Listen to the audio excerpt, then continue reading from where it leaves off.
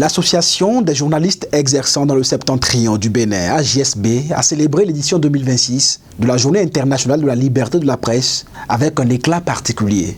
Du 1er au 3 mai, le bureau dirigé par Albéric Moundjo a déployé un agenda étoffé plaçant l'épanouissement global du journaliste au cœur des priorités.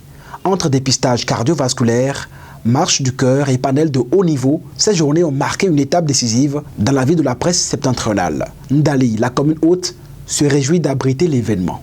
Au nom du maire à qui j'ai rendu compte et qui d'ailleurs m'a demandé de vous transmettre ces salutations, en son nom et en mon nom propre, je vous souhaite la bienvenue ici à la radio Trans World Radio de Siraou.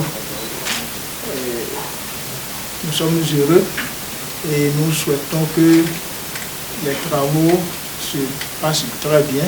En point d'orgue des manifestations, au-delà des réjouissances, la dimension intellectuelle a occupé une place de choix à travers 4 thématiques au cœur des enjeux actuels. L'intelligence artificielle, la collaboration avec les forces de défense, la cohésion sociale et l'urgence de la spécialisation journalistique ont fait l'objet d'échanges nourris visant à doter les professionnels d'outils modernes de performance. Il a été question d'abord d'insister sur l'importance et la nécessité pour les journalistes, surtout de proximité, de connaître, de maîtriser les intelligences artificielles.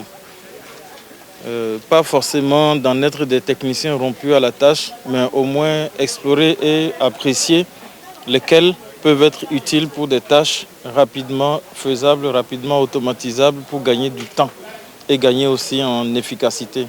Donc après, j'ai démontré que c'est faisable parce que d'autres le font déjà en Afrique à peu près dans les mêmes conditions que nos médias. Et donc, j'ai passé en revue, quand on est de la radio, quand on est de la télévision, quand on est de la presse écrite ou du web, quel type d'intelligence artificielle on peut utiliser. Outre la présence du directeur régional de la HAC, celle de la 3e adjointe au maire de Parakou a apporté une caution institutionnelle forte à l'événement. Pour l'élu de la cité d'Akobourou, cette immersion fut une véritable opportunité de reconnexion avec les acteurs de l'information. J'avais beaucoup plus envie en fait de reconnecter avec des collègues dans un cadre beaucoup plus convivial qu'officiel. C'est pour ça que j'ai voulu me déplacer ce matin et aussi écouter Gaston Yamaro dans ce qu'il allait partager avec vous. Je voudrais vous appeler à vous unir davantage autour de cette association pour ne pas la laisser mourir, au contraire, la laisser grandir davantage parce que le réseautage, je dis toujours, c'est la chose la plus formidable qu'on puisse avoir.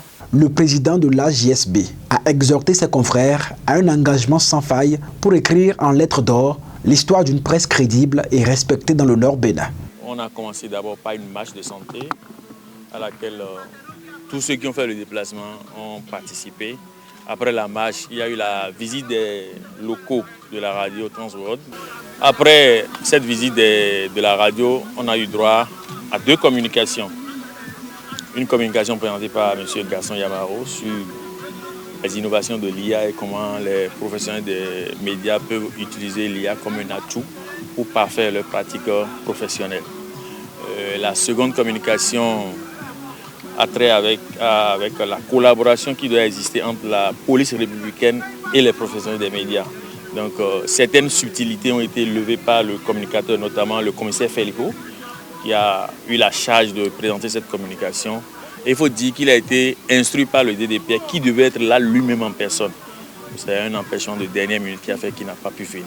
Venus des 4 coins du septentrion, les journalistes repartent de Ndali requinqués tant physiquement que professionnellement. En alliant ainsi bien-être et expertise, l'AJSB réaffirme son rôle de bouclier et de levier pour la corporation. Abonnez-vous à la chaîne MP Vision TV et activez la cloche de notification pour ne plus rater nos vidéos.